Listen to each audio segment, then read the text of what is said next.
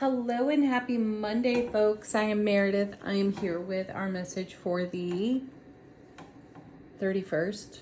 I think it's the 31st of March. Yes, last day of March. All right, we're using Deep Soul Tarot for our message today. We have the Sun in Aries, the Moon is in Taurus, Mercury and Venus both retrograde in Pisces right now. And we had a wild shuffle for today's message, so let's jump right in. This is everything that we are potentially encountering, interacting with, harmonizing with in the energy environment. Our first set, 2 cards. We have the Magician, beautiful. We're making magic. Show me the magic. And it's paired with the Moon. Intuition. That's what I feel. It is a card of intuition. Often it's a card of seeing things in a different light. Paired with the Magician, though, I'm feeling like we get a magical download of information today that we can take action upon, probably immediately. It's probably quite timely. And I also feel it's magically unexpected. Probably going to be very delightful. Create an epiphany. Look at that. There's the High Priestess. See? What did I say? Intuition. Oh, you know, all we need now is the Death card, right? Transformation. The High Priestess almost never shows up without the Death card in my readings. So we'll see. We'll see if we turn it over today. So magical, epiphany style, intuition informing us, bringing us a message. I don't think it's necessarily going to be subtle either. Typically, when we see the High Priestess, the message is a little bit subtle. It's consistent. It will keep coming. It will keep showing up. Though, oftentimes, the ego is on a rampage when that's happening. And I'm not sensing the strong ego rampaging energy here either. Middle of the reading, we have 3 cards. The first of which is Strength. Courage. Number 8 out of the major arcana. Page of Pentacles. Investing in what grows. I also feel, look at this artwork, folks. I don't know if you pay attention to spaceweather.com at all and what's been going on with the sun lately. You might want to check it out. Stefan Burns delivers quite a cosmic report. And there's a whole lot happening with the sun lately. Not just this eclipse energy or, you know, retrograde energies. We've seen the sun a lot in our readings lately, though. Look at this. This looks like we're burning something up with the rays of the sun. I know we've had some sunspots and we've had some huge solar flares. I'm being underwhelming in the way I describe that. It's been rather impressive. Anyway, Page of Pentacles is about investing in what grows. Pages are all about being a novice, a beginner, the beginning of a new cycle. It's paired with strength, though. And I'm sensing that this intuition that we're receiving in an epiphany style, magical way is going to give us the ability to aim the energy of the sun at something in our world that really could use an upgrade in frequency. So we have the courage to look at everything that feels vulnerable to us and upgrade it, up-level it, and find our confidence with it through our intuitive guidance. And then the third card in this set is 9 of Swords. That's the anxiety card. Pardon. The 9 of Swords speaks to something that has troubled us. Something that we have thought about over and over. Certainly has engaged the ego. Again, I don't feel a rampaging, too rambunctious ego right now. I feel like we're in a sense of interpersonal calm so that we can see whatever our intuition magically shows to us. And perhaps it's in that unusual light of the moon. And it could be the influence of the rare and uncommon energies of the eclipses we've recently experienced. And we're burning up transforming, transmuting something that has been with us for a while. Well, I can think of two things in my own world right now. They could use a little bit of sunlight, so I'll drag that out into the light of day for myself. Anyway, next we have the world. See, cycles. This is the last card of the major arcana. So it's the ending of one cycle, the beginning of another. And that's something that I'm sensing here. We're putting an end to an old cycle that just doesn't serve us anymore. And that sounds, you know, delicate and nice and fresh and wonderful, though oftentimes those moments are emotionally messy for us when we tangle with soulful presence and ego. There's usually something emotional in the middle, and we have to work that out. And I sense that we do it, and we do it very well today. And then our last card in the main part of the reading.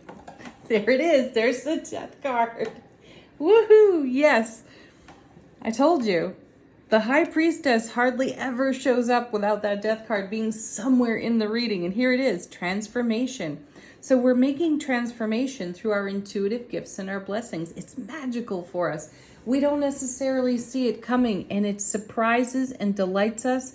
And I sense we have a great aha moment, and we're able to turn this new awareness, Page of Pentacles, courageously on anything that needs to, death card, transform.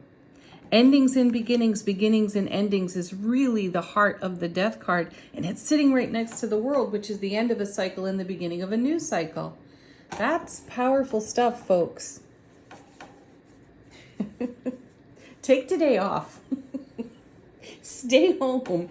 Take care of yourself. Bottom of the deck, how's the universe helping us out behind the scenes?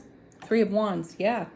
This is us staring at our horizon. We've stepped through a portal, we've stepped through a gateway, and we've set a new wand down as we stepped through that portal.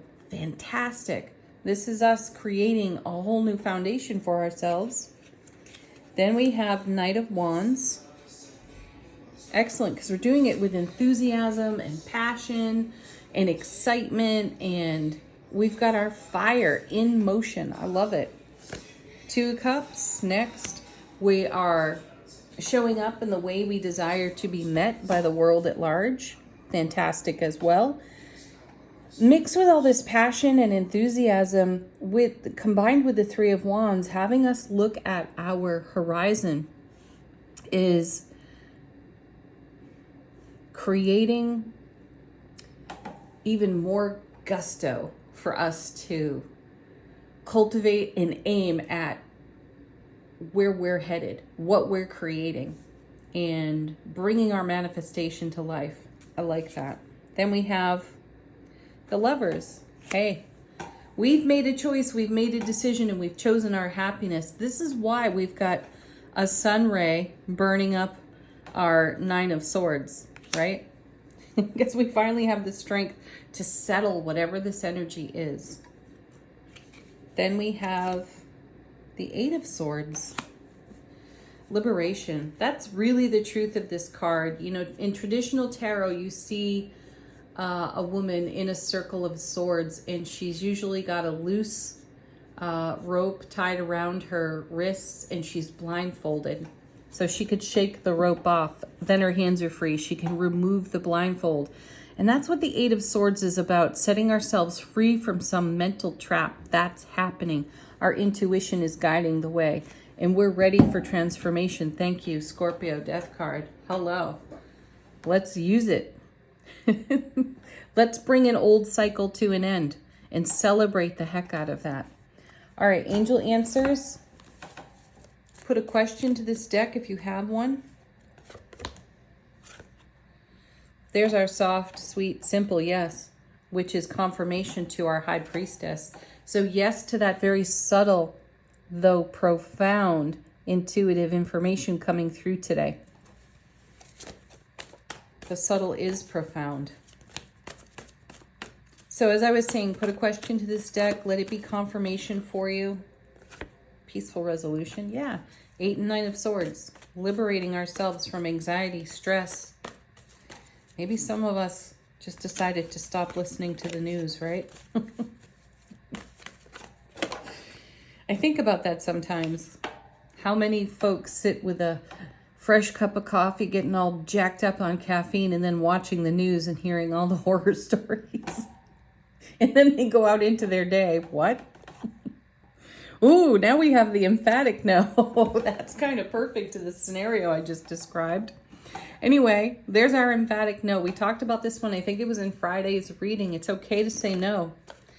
It's okay to say no to that 8 of Swords mental trap and the 9 of Swords anxiety and stress that keeps you awake at night. Or it's the anxiety and stress that runs on a track through your repetitive thoughts that your ego is driving, right? Emphatically say no to that. And choose something different, which is what this whole reading is showing us, guiding us to do. Meditation brings answers. It sure does. Okay. Some cards flying out of the deck. Be assertive. And reconsider. Yeah, reconsider any old anxieties, any mental traps, and reconsider your stress and how much your ego has contributed to that stress. Angels, ancestors, how is our soulful presence informing our waking consciousness?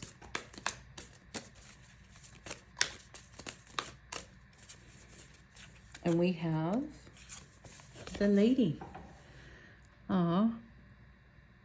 Enjoy growth and reap the rewards. There's a nod to the world card for sure.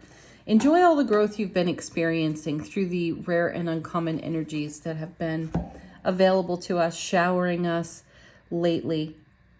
And reap the rewards of everything you have invested in your vision, your dream, your goal for your achievements, right?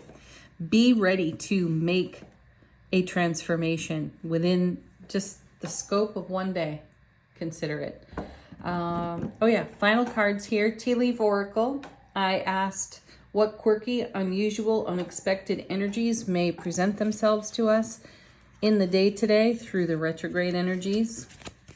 And we have the owl. Sweet. Good advice from a wise person. That could be your own intuition. That could be you. Good advice from yourself. Quill. Get back to basics. I just said moments ago, the simple is profound. Sometimes the simplest answer is the easiest route, and we often overlook that because the ego is doing, its thing. Elephant. Oh, wow. 2 of my most favorite creatures, owls and elephants, in our tea leaf cards. A long journey, either physical or mental, I'm going to throw in spiritual, will leave you wiser at the end. So good advice from a wise friend. Like I said, this can be your soulful presence. This can be you. And get back to basics. Sometimes the simplest way is the best way. It doesn't necessarily have to be complicated or complex. And recognize your own life journey and all that has gone into it and how it has blessedly shaped you into the being you are right now. Next we have Seahorse, Family Matters. May be involved in this whole situation. And then we have the Beetle, Good Fortune. Awesome. That's a lot to be happy about right here. Have the best Monday ever, folks. Last day of March. Tomorrow's April Fool's Day. Get into your bag of tricks. Oh, all right. Have a beautiful day, everyone. Peace, love, joy. Namaste.